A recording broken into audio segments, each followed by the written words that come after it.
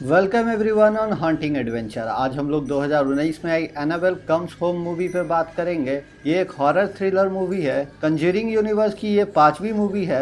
ये मूवी की story line conjuring movie के बाद की है, जहां वॉरेंस ने एनाबेल डॉल को डेवी और कैमिला नाम की नर्सेस से लेकर अपने आर्टिफैक्ट रूम में रखा था। अगर आपने इस मूवी को नहीं देखा है तो देख ले, क्योंकि आज मैं इस मूवी की डिटेल एक्सप्लेनेशन करूंगा। अगर आपको ये मूवी चाहिए तो you can DM me on Instagram. Insta की ID डिस्क्रिप्शन बॉक्स में मिल जाएगी। बात करते हैं इस मूवी के IMDb रेटिंग की, तो 5.9 आउट ऑफ 10, रॉटन टोमेटो पे 64% फ्रेश एंड मेटाक्रिटिक स्कोर 53% है। Explanation will be after intro.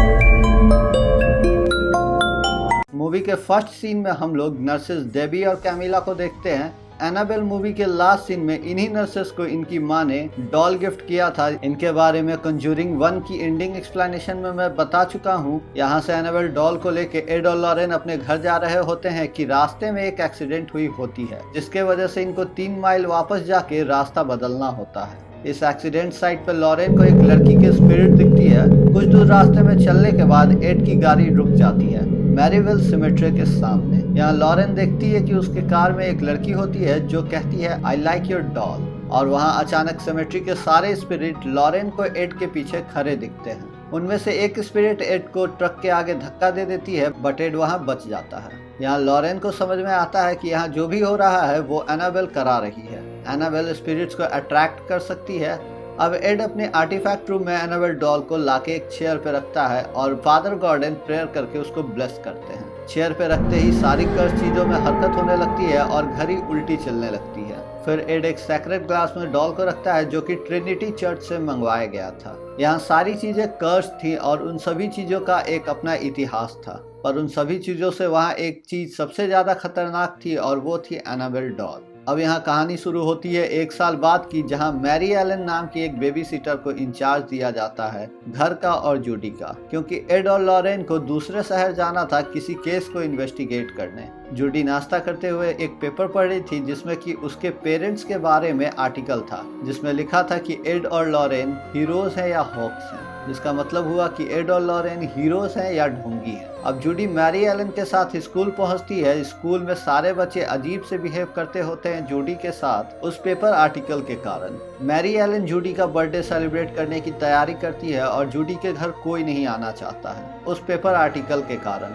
यहाँ जूडी को एक स्पिरिट दिखती है। वो स्पिरिट उसी स्कूल के प्रीस्ट की होती है जिनका नाम था फादर माइकल मॉरिसे। फादर की स्पिरिट जूडी को फॉलो कर रही होती है और यहाँ हम व्यूअर्स को पता चलता है कि जूडी को भी लॉरेन वॉरेन की तरह सुपरनेचुरल विजन आती है। हम व्यूअर्स मैरी एलन की एक दोस्त डैनियला को देखते हैं जो कि जूडी के घर आने के लिए काफी क्यूरियस थी। घर पे जूडी और मैरी एलन केक बना रहे होते हैं, तभी डैनियला बिन बुलाए जबरदस्ती जूडी के घर चली आती है। डैनियला एक बेल को उठा के कहती है कि क्या ये आत्माओं को बुलाने वाली बेल है, जिसपे जूडी का कहना था कि ये बस एक नॉर्मल बेल है जो उसकी मॉम कलेक्ट करती है। अब डैनियला यहाँ आत्माओं से रिलेटेड चीज देखने के लिए बहुत ज्यादा एक्साइटेड होती है और जूडी से पूछती है उस म्यूजियम के बारे में। जूडी बताती है कि वहाँ किसी को भी जाना अलाउ नहीं है। अब डैनियला जूडी को roller skates as a birthday present देती है। जूडी बाहर स्केटिंग करने जाती है और मैरी एलन भी उसके साथ जाती है और डैनियला यहाँ बहाना करके घर पे रुक जाती है ताकि वो चीजों में ताक झाक कर सके।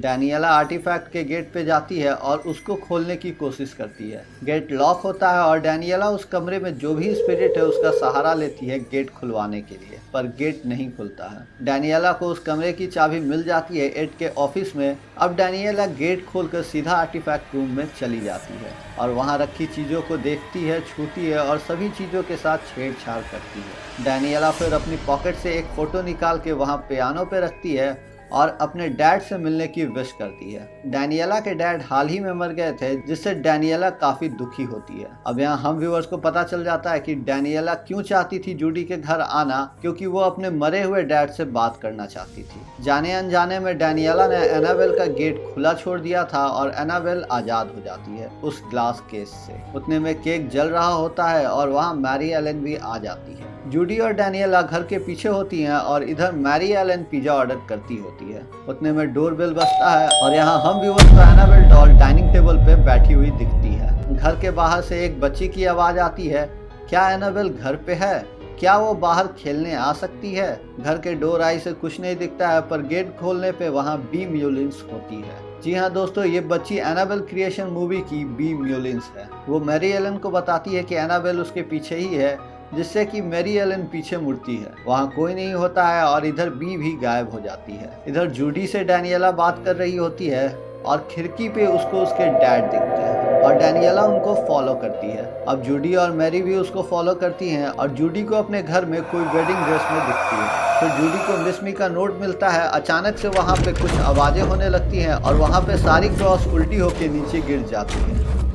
अब वो वेडिंग ड्रेस वाली खोज पूरे कमरे में एक राउंड लगाती है और फिर जूडी पे एक नाइफ से हमला करती है। जूडी एक क्रॉस के मदद से वहाँ बचती है और तभी वहाँ मैरी एलन और डैनियला पहुँचती है। डैनियला को एक रूम में एड के द्वारा की गई इन्वेस्टिगेशन की सारी केस फाइल मिल जाती है, जिसमें कि the bride, the hellhound, the ferryman and the wedding dress, जिसको अभी कुछ देर पहले हम लोगों ने देखा, और वहाँ एक मूर्नर्स ब्रेसलेट की तस्वीर होती है जो गुजरे हुए लोगों से कांटेक्ट करने में मदद करती है। उतने में ही डैनियला वहाँ रखी वीडियो टेप चला देती है जिसमें कि एड एग्जॉर्सिज्म परफॉर्म कर रहे होते हैं। मेरी वो बंद करती है और दोनों गेम खेलने जाते हैं। अब यहाँ फीली मिली गेम देखते हैं, जो गेम हम लोगों ने पहले एड के आर्टिफैक्ट रूम में देखा था। इसका मतलब कि वो भी एक कर्स्ड ऑब्जेक्ट है। अचानक डोरबेल बजता है और वहाँ बॉब होता है। वो घर में आना चाहता है पर मैरी एलन उसको अलाउ नहीं करती है। बॉब मैरी एलन के ही स्कूल का एक बंदा होता है जिसको मैरी एलन काफ़ी पसंद करती है। अब दोनों जूडी को सुलाने आती है, तभी उसको वहाँ बॉब के गाने की आवाज़ आती है। सब लोग नीचे गेट पे आ जाते हैं। तभी बॉब पे ब्लैक शार्क अटैक करता है और बॉब वॉरेंस के बैकयार्ड में छुप जाता है। तभी मेरी डैनियला को घर भेजती है और डैनियला के पास वॉरेंस के घर की चाबी होती है और वो पीछे के रास्ते घर में आ जाती है। तभी उसके घर में आते ही आर्टिफैक्ट रूम का गेट अपने आप खुल जाता है। डैनियला उसमें चली जाती है। तभी डैनियला को मूर्नस ब्रेसलेट मिलती है और डैनियला उसमें अपने डैड की फोटो रख देती है और तभी कुछ चीजें वहाँ होती है जिससे कि डैनियला डर जाती है। अचानक से गेट भी बंद हो जाता है। तभी वहाँ पियानो बजता है और डैनियला पियानो के पास अपने डैड को देखती है, जो कि वायलेंट स्पिरिट में ट्रांसफॉर्म होते हैं और डैनियला को कहते हैं, तुमने मुझे मारा। इधर बॉब बैकयार्ड में ही छुपा होता है और बाहर ब्लैक शार्क घूम रहा होता है। अब हम लोग मैरी एलन को देखते हैं, जो कि एक टेबल पे दूध का ग्लास रखती है और किसी डिमोनिक पावर ने दूध का ग्लास गिरा दिया था। फिर वहाँ अपने आप ग्रामोफोन बजने लगता है और कुछ पैरानॉर्मल हरकतें होती हैं। ये सब देख के मैरी एलन जूडी के कमरे में जाती है और हम व्यूअर्स एनाबेल डॉल को जूडी के बेड में देखते हैं। डैनियला वॉरेंस के आर्टिफैक्ट रूम में कैद होती है। यहाँ उसको एक पुरानी टीवी दिखती है जो उसका फ्यूचर दिखा रही होती है। अचानक वहाँ रखा मंकी टॉय गिर जाता है। अब डैनियला को समझ में आ गया होता है कि उसने इन सभी चीज़ों से छेड़छाड़ करके सही नहीं किया था।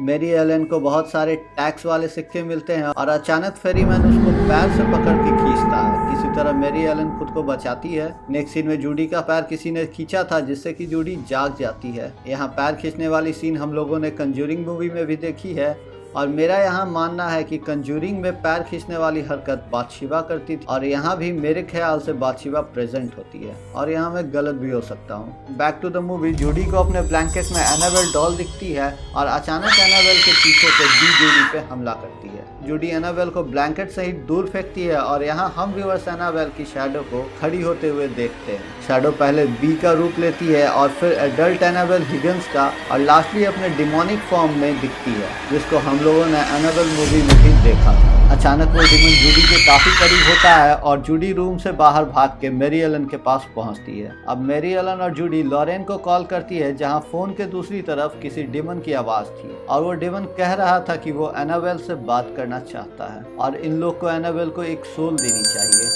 इतने में घर की सारी बेल बजने लगती है, जस्ट लाइक स्पिरिट बेल। अब इन तीनों को हम लोग आर्टिफैक्ट म्यूजियम में देखते हैं, जहां जूडी पूछती है डैनियला से कि वो वहां क्या कर रही है। डैनियला बताती है कि वो बस अपने डैड से बात करना चाहती थी। अचानक वहां की सारी कर्स चीजें बहुत ज्यादा हरकत करने लगती हैं और ये तीनों वहां से भागते हैं। भागते हुए मैरी एलन को अस्थमा अटैक आता है और जूडी इनहेलर लेने कार में जाती है। इधर द ब्राइड की स्पिरिट डैनियला पर अटैक करती है और लास्टली डैनियला वाज पोजेस्ड। अब कंज्यूरिंग यूनिवर्स के सारी मूवीज में पोजेस करने की प्रोसेस हम लोग देख चुके हैं, demon puke into the victims mouth. अब जूडी पे ब्लैक शक अटैक करता है और समय रहते बॉब आके जूडी को बचा लेता है। जूडी घर में आती है, अस्थमा इनहेलर मैरी को देती है और जूडी को यहाँ पता चल जाता है कि Daniela is possessed by some spirit. यहाँ जूडी बताती है कि एनाबेल को उसी सेक्रेट ग्लास में कैद करना होगा, तभी जाके सारी स्पिरिट शांत होगी। जूडी को फादर माइकल मॉर्से की स्पिरिट दिखती है जो जूडी को गाइड करते हैं एनाबेल डॉल की तरफ। यहाँ जूडी फादर के स्पिरिट पर बिलीव करती है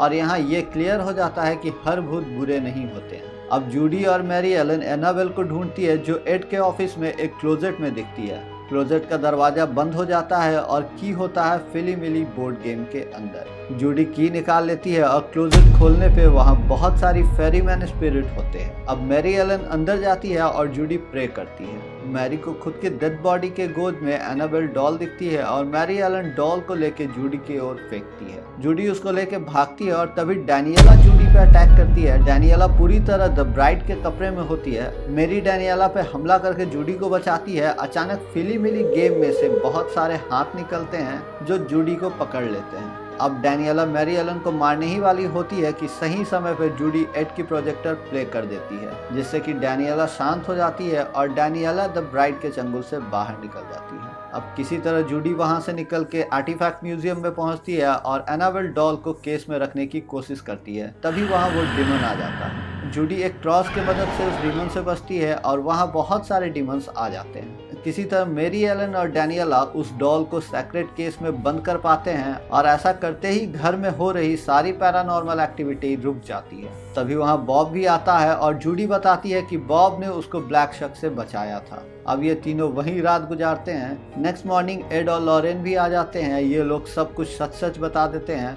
फिर जूडी की बर्थडे पार्टी होती है और मैरी एलन, डैनियला और बॉब जूडी के घर आते हैं। जूडी देखती है कि उसके क्लास के सारे बच्चे भी आए हैं, जिससे कि वो काफी खुश होती है। लॉरेन डैनियला को बताती है कि उसकी बात डैनियला के डैड से हुई है और हम लोगों को यहाँ ये पता चलता है कि डैनियला के डैड की मौत डैनियला के कारण किसी हादसे में हुई थी, जिसका जिम्मेदार डैनियला खुद को मानती थी और इसलिए वो अपने डैड से बात करना चाहती थी। लॉरेन बताती है कि वो बस एक हादसा था और उसके डैड उसको बहुत मिस करते हैं।